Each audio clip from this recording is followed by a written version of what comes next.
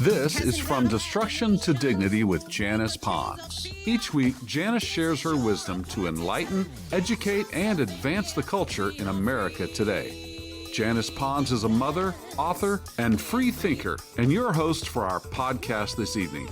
Now let's join your host, Janice Pons. Greetings, greetings, greetings. Come on in. My name is Janice Pons, and welcome to our podcast, From Destruction to Dignity, Clinical Perspectives, Spiritual Truths. Listen, we're going to stay on this path that we have been on related to gaining a clearer understanding of our nation, how it's supposed to work, how it's structured. The flag behind me is our great symbol connected to our amazing nation. This seal reminds us the importance of praying for the president of this nation. We're going to continue. Always want to acknowledge the 265,900,000 working Americans who were living paycheck to paycheck, barely making ends meet last year. So many, they're coming out the woods. There are a lot of powerful things happening in our nation from an economic perspective. We're going in a different direction. We the people, the majority of we the people, established a mandate, speaking loud and clear, that we wanted something different, and we certainly have it. And so there's a lot at stake, and we have a president who is fighting hard for this nation, America first. Yes. So there's a lot of discussion in our nation about cleaning up a debacle. Cleaning up a debacle.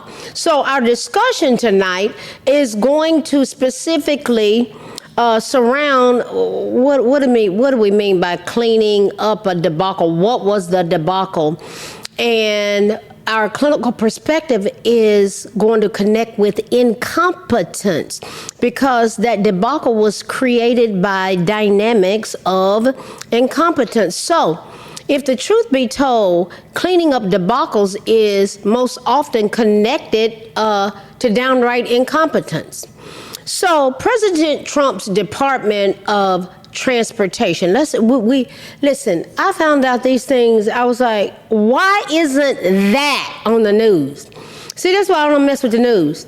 Because they lie, or either they leave things out. That means they lie if they leave things out. So it's all about propaganda. They want to twist it a certain way, all of them.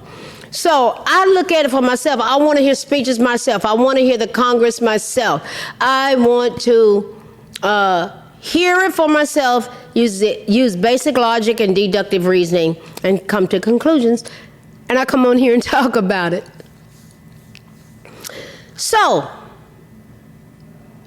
we're going to look at a dynamic that has occurred in our country that's serious. Let's look at it.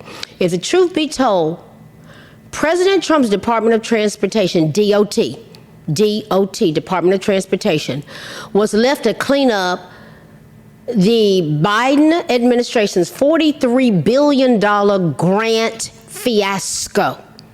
A federal agency responsible for overseeing and coordinating transportation in the United States, the DOT, Department of Transportation, plays a crucial role in ensuring the safety, efficacy, the efficiency, and the sustainability of various modes of transportation, including highways, railroads, airways, maritime transporting. DOT is responsible for planning and coordinating federal transportation projects. It also sets safety regulations for all major modes of transportation. The DOT team has discovered an unprecedented backlog of grants. So, what was Pete Buttigieg doing? He was the Secretary of Transportation, Buttigieg. It's amazing the job of the Secretary of Transportation is that they're supposed to transfer money to the appropriate places and stay out of the headlines. Buttigieg couldn't manage either, apparently. This is the legacy of progressive governance. Ridiculous DEI and Green New Deals, key aspects including shifting away from fossil fuels, expanding public transit, promoting cycling and walking instead of transport. No, they didn't want us using gasoline. They wanted people taking bicycles. They wanted people walking. They wanted to force electric vehicles on us. Force it. Get rid of the gasoline. Everybody had to have electric vehicles. The key word, forcing, is forcing. Reports concerning the U.S. Department of Transportation, DOT, under the Biden administration have highlighted several areas of concern and criticism, particularly related to air travel, rail safety, and supply chain issues. Air traffic control failures and delays. Let's stop right there because we're going to dissect that and what went on. The hugest debacle that the Trump administration and the Department of Transportation is dealing with is cleaning up a debacle which includes air traffic control failures such as at Newark Liberty International Airport and within the broader system that has been attributed to the Biden-Harris cabal.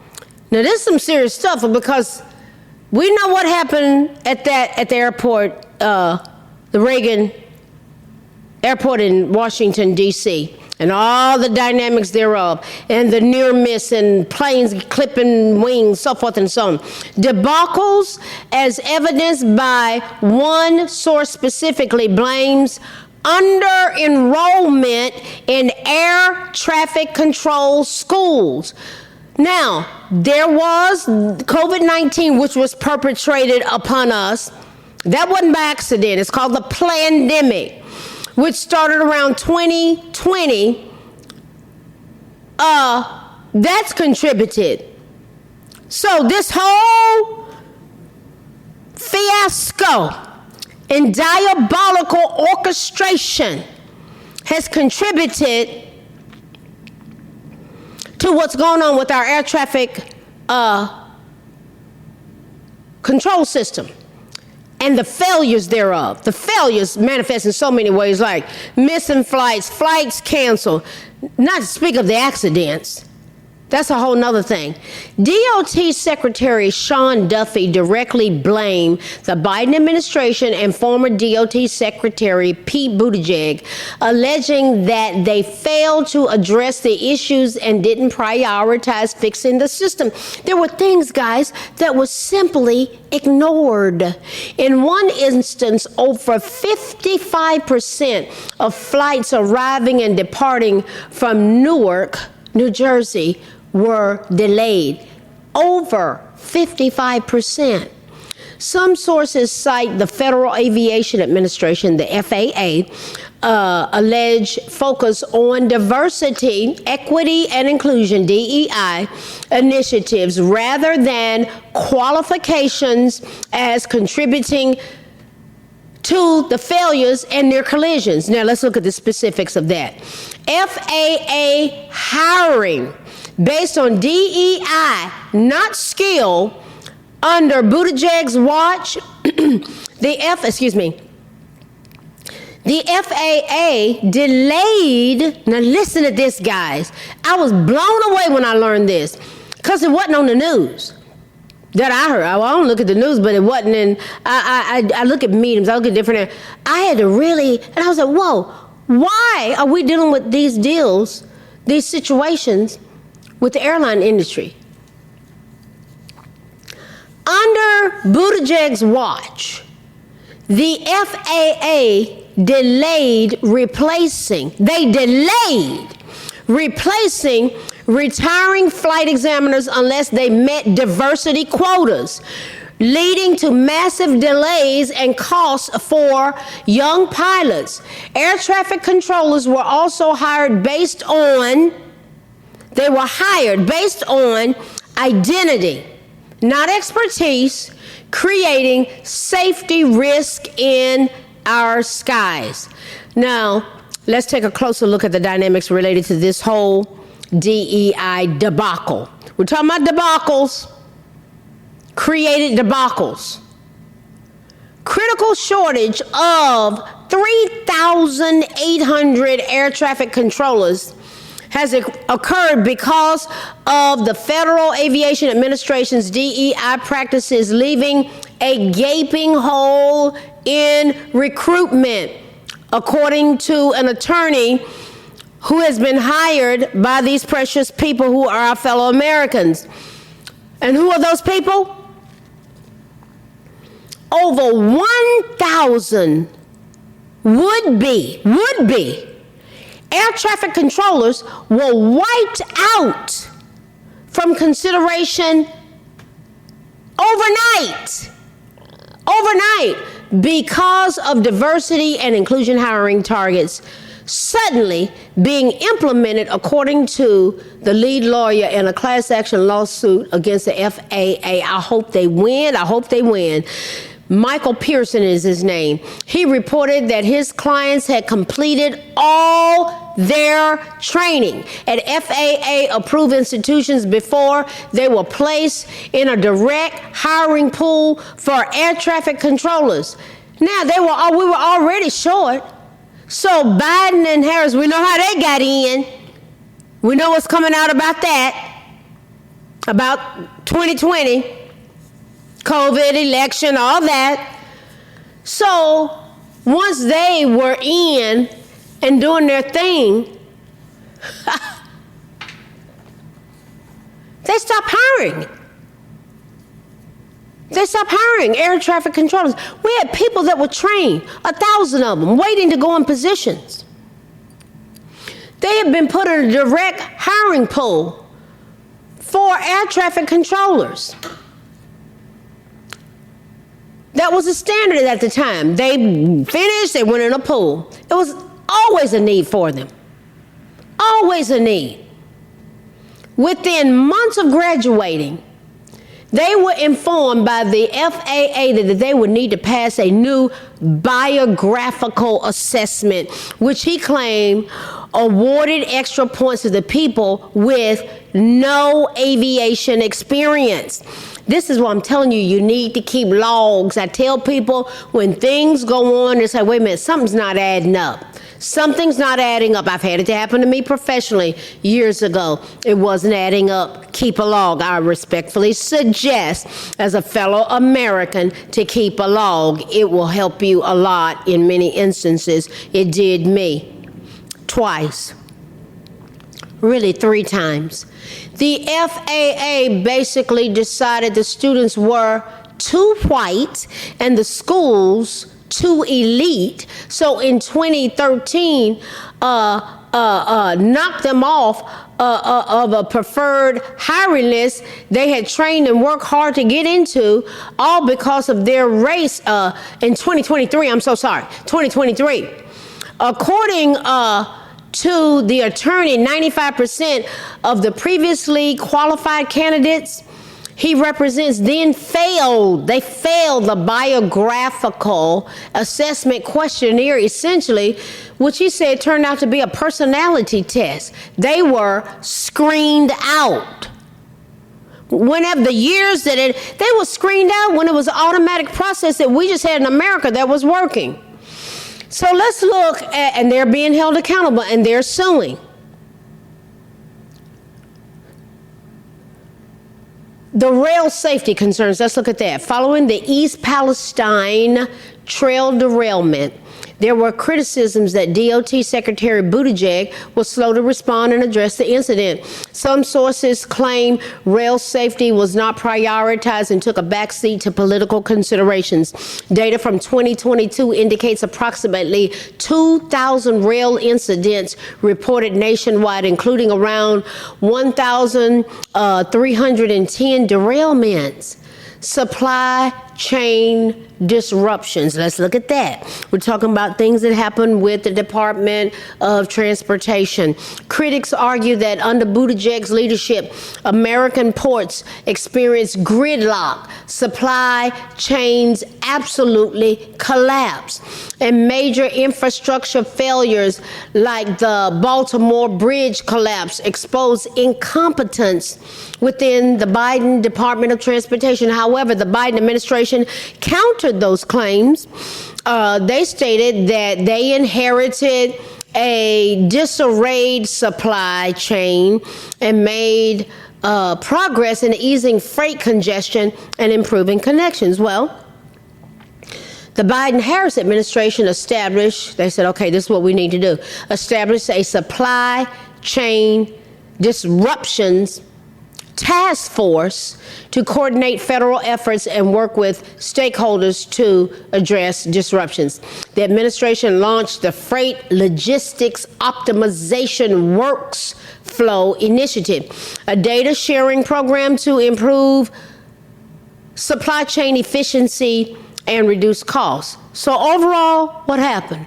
Critics argue that the Biden administration's DOT was ineffective in addressing transportation issues, citing air travel absolute debacles.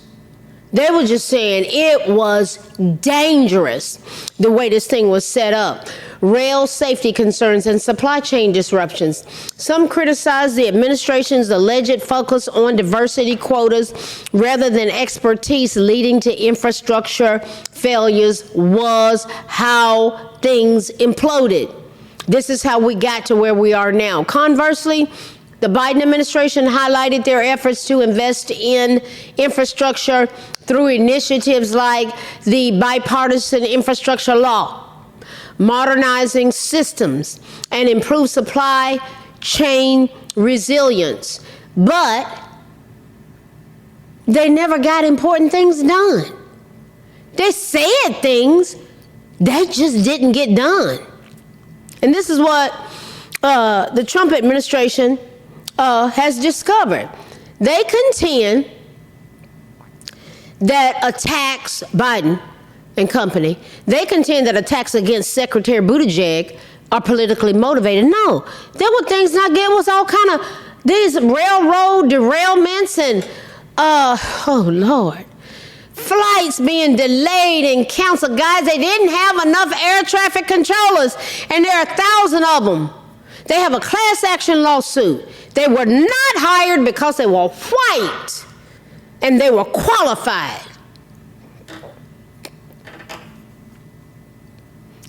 It's a mess what they did to this country. Under DEI and these politically driven agendas, federal officials have now announced plans. Listen, guys, this has got to be a priority. They've announced plans. Our transportation system, particularly their airways, we can't play with this stuff. They've announced plans to modernize the nation's air traffic control system, acting after several deadly plane and helicopter crashes, ignited public panic and made air safety a sudden priority for the Trump administration. Donald John Trump and his cabinet walked into an absolute debacle, left and right, all over the place. Instead of our money going towards paying for illegal immigrants and their needs, their housing, their health care, their child daycare, their free money card, their education, and they're here illegally. Illegal is connected with crime. Illegally, what about that money going towards addressing the air traffic control situation? Guys, this is common sense, logic, and deductive reasoning. Transportation Secretary Sean Duffy outlined plans to replace decades-old technology, build new air traffic control centers and towers. This is what our taxpayer money needs to go towards, guys. And supercharge hiring to erase the current national shortage of more than 3,000 air traffic controllers. That's the reality of what the Trump administration is dealing with. Workers would replace radar, software, hardware, and telecommunications networks with an eye on reducing outages, improving efficiency, and ensuring safety.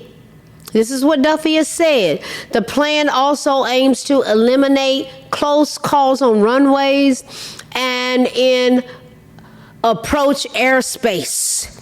Approach airspace. How? By expanding a surface awareness initiative to 200 airports. Oh yeah, this is serious stuff.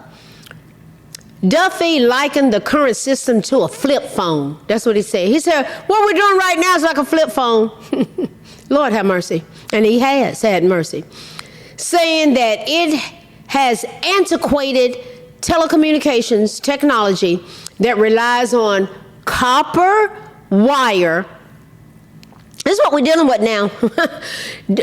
Relies on copper wire instead of fiber optic cable and air traffic control centers dating back to the 1960s. Lord have mercy. Do you see why we need to be praying for our president? This is what this seal is here for. I want to keep it before us, guys. I don't care who's in the office. We need to be praying for our leadership. They need wisdom, knowledge, and understanding. He says we have to redo it all. He said you just have to redo it all. Simply put, Duffy said, we're going to build a brand new air traffic control system. Full stop. This is the biggest lift, the biggest bill that has ever happened in the history of the FAA. Duffy announced the plan in Washington, D.C. before an audience that included politicians, the press, people who lost loved ones when the plane and Army helicopter collided in January of 2025 this year over the Potomac River near the Ronald Reagan Washington National Airport. I fly in and out of that airport frequently. That's usually the place I fly into. Oh, God, what a day that was. 64 plane passengers and 3 soldiers died in that crash. We know what happened. And investigators reveal more than 15,000 near-miss incidents occurred near that airport in the 4 years before the crash. So 4 years before 2025 was 2021. Because, guys, we haven't had enough air traffic controllers.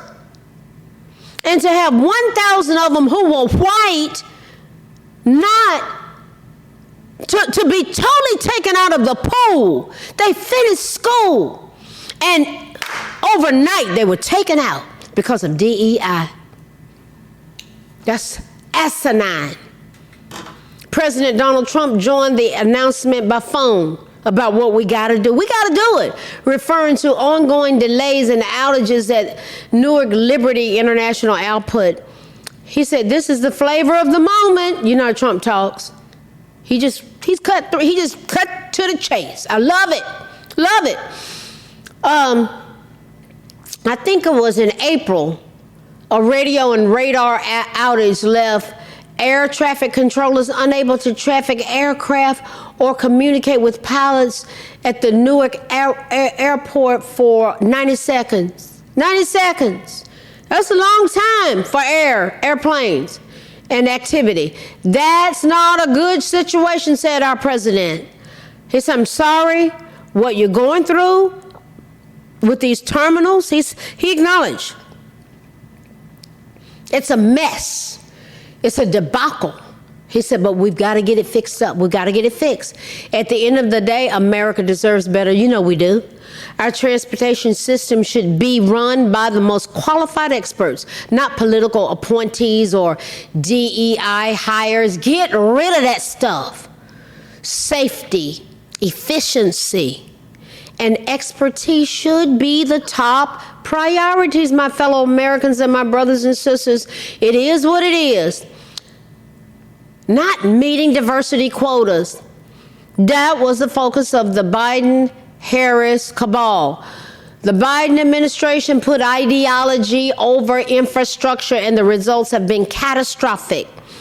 The Trump administration's Department of Transportation revealed that it inherited an unprecedented backlog of grants left by the Biden administration. In late March of this year, I was blown away when I was looking at all this. I said, God, woo, pray for President Trump and his administration, the Department of Transportation. Pray for us all. When I get on a plane now, I lay hands on the plane before I walk in the door. And before I get in there, I'm praying. But oh boy, yes. Pray over everybody. I walk out. I say, hey, I'll tell the people that work. I say, I pray for you all. And they're like, thank you so much. You don't know how much we appreciate that. True story. In late March, the DOT's Federal Highway Administration reported that Secretary Sean Duffy had finalized a $221 million federal grant to rebuild Rhode Island's Washington Bridge. Its westbound side had been closed since December of 2023 following a critical failure. The funding for the project was initially announced in the fall of 2024, but the Biden administration failed to sign the agreement.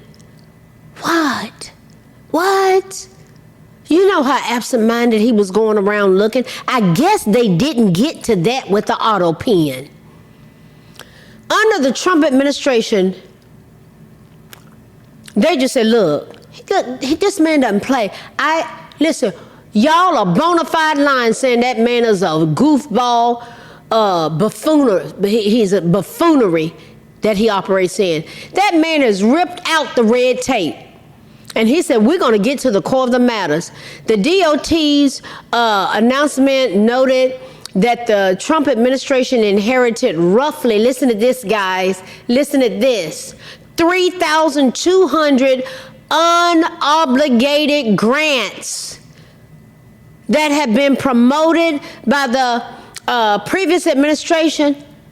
But guess what? As the emoji goes on Facebook, like that, it was never fulfilled. Duffy stated that since coming into office, his team had discovered an unprecedented backlog of grants left over from the previous administration. He slammed ridiculous DEI and Green New Deal requirements for preventing real infrastructure from being built and funded, guys. Under President Trump's administration, he said, we've ripped out all the red tape and we're just going to get down to the nitty-gritty as part of our work to deliver real results. We're pleased, he said, to announce $221 million in grants for that Rhode Island Bridge project and to carry out thousands of vehicles a day to facilitate that. A DOT spokesperson reports that the backlogs totaled, listen guys, $43 billion. After President Trump won the election, but before he took office, the Biden administration had announced that $9 billion worth of grants to 1,000 recipients that were not made official before he departed. You just see, they were just all over the place. Nothing was done to actually get those grant agreements signed and sent to projects. The DOT spokesperson has stated that's what they walked into. That's what they discovered. There was a cabinet meeting in April of this year with President Trump's new cabinet. And Duffy told the president about this backlog. That's when he reported that. The last administration announced 3,200 projects. Big, beautiful roads and bridges. Most of them were good. When they checked it out, this administration actually checked it out. They were good. So what was going to be done with that money? It's no different than these NGOs, non-governmental organizations. Money going there and people being put over it, and you should see their salaries. Most of them, those projects, they were good, but they announced them, but they didn't sign a grant agreement, he explained. So the money doesn't go out the door to build the infrastructure in the country, and it's fun to do an announcement. It's actually the harder work to put together those grant agreements. Duffy noted how the previous administration, it included green and social justice requirements. They didn't execute things unless the green and the social justice requirements were met.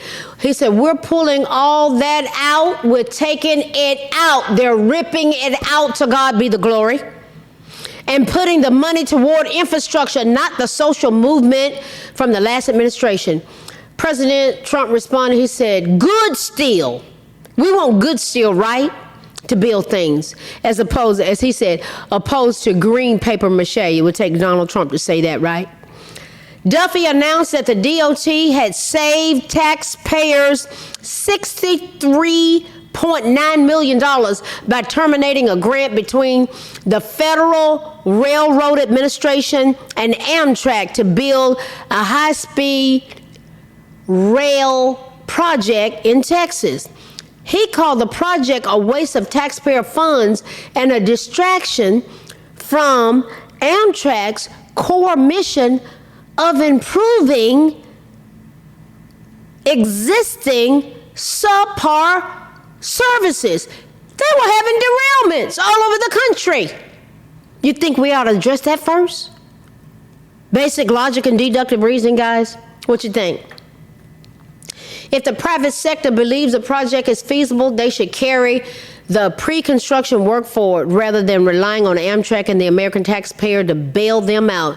He said, my department is going to continue to look for every opportunity to save federal dollars and to prioritize efficiency. The bottom line is that President Trump and the Secretary of the Department of Transportation are dealing with a debacle, a bona fide debacle that leads to our clinical perspective. We're going to spend a few minutes talking about incompetence. Dealing with incompetence at work can be frustrating. Yes, it is. I've seen it. I've been around. It's like, oh my God, they don't know what they're doing. But when you're seeing it, it's like, because I've seen places people trip out. Yet, we have to acknowledge our feelings, reflect on what is positive, and remember that everyone makes mistakes. Yet what needs to occur when we're dealing with incompetence? What would happen if we focused on clear communication, setting realistic expectations, offering support or mentoring to those struggling? If necessary, involve a supervisor or manager to address significant issues. What would happen if we get intellectually honest, acknowledge and validate feelings that are going on? It's okay to feel frustrated or stressed when facing incompetence. If you work long enough, you're going to see it. Accept these feelings and try to understand why we're feeling this way. What would happen if we focus on solutions, not blame? What do we need? This is why I lay out these solution-focused problem-solving models to talk about it as a way of thinking. Instead of focusing on the negative, shift our attention to finding solutions, having clear expectations. What would happen if we communicate clearly and empathetically? When addressing incompetence, focusing on specific behaviors or actions, not necessarily bashing the people, and you're going to end up processing some things about some folk. You got to go there. You got to get to the root of the problem, really. It's easy to get into personal judgments, but somebody's got to come up to the table and bring some solutions, being respectful, empathetic, and trying to understand the root cause of the issue. What would happen if we provide support and mentoring, offering guidance, mentorship, coaching to get us through it, training opportunities, offering constructive feedback, or helping them identify areas for improvement? What would happen if we document and track the progress? looking at the concerns about a co-worker's performance, document specific instances of incompetence and track their progress so they can grow. Oh yeah, I had somebody, I was getting ready to get rid of them in a situation in a supervisory position, had their keys, and they looked at me and they said, you cannot get rid of me. You have, I had given them chance after chance after chance. And I said, this is the moment. You got to make a decision. And they started crying and said, you've got to give me one more chance. Let me tell you, I took those keys back. I laid out an action plan. I said, we're going to meet in 2 more weeks. And if you have not met this criteria, it's over. Listen, that was a come to Jesus moment. And they took the bull by the horns and became one of the best employees. It just came to that. But we had to document it. We had to go there. We had to lay out a plan. We had to get HR involved. Oh yeah, we were past just talking between us, but they stepped up to the plate. And listen, there's a protection of the organization, of the company, of the United States of America. Yeah, what would happen if we consider potential causes? Get to the root of it. Is it poor communication? Is it lack of training? Is it personal challenges? What would happen if we stay calm and professional? Yeah, avoiding escalating the situation, engaging in unproductive arguments. Listen, what are we looking at tonight? Cleaning up a debacle. Dealing with incompetence. Guys, our country is in an amazing position to turn things around. We are going somewhere. It's expecting us when we get there. I appreciate you coming on here. We're going to continue to talk about these issues. I was blown away when I learned about what happened with the Department of Transportation and how we had 1,000 air traffic control people that had finished their training, and overnight they were taken out of the pool, all because of DEI. How reckless can we get? We're going to keep talking about these issues because we are one nation under God. Yes, we are. Indivisible with liberty and justice for all. As we go from destruction to dignity, those were destructive patterns, guys. But dignity is like, we're going to give them to have their day, give them the opportunity to have their day in court. There's a day of accountability, and get behind this administration to get this DOT. Something as critical as the Department of Transportation and our air traffic control. Get that right.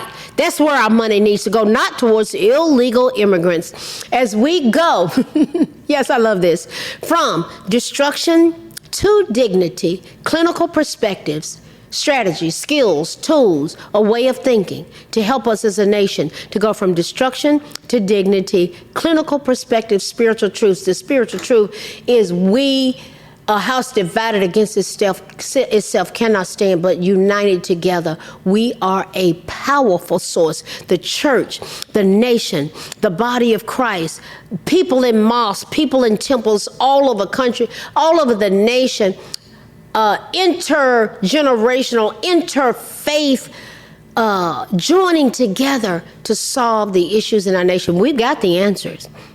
So we're going to keep coming back. I'll see you next week as we continue to talk about these issues because we've got the answers. We just got to go there. It's expecting us when we get there. I will see you next week. God bless you. I love you. I appreciate you guys so much. We'll see you next week. Good night. Thanks for listening to this week's episode of From Destruction to Dignity with Janice Pons. Janice's mission is to provoke thought, bring awareness, and point people towards intervention when needed. As a reminder, this show is not therapy, but for educational purposes only.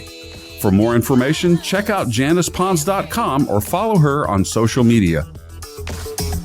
We are one power, strength is ours, liberty, been set free, education, affirmation, dedication, information, revelation.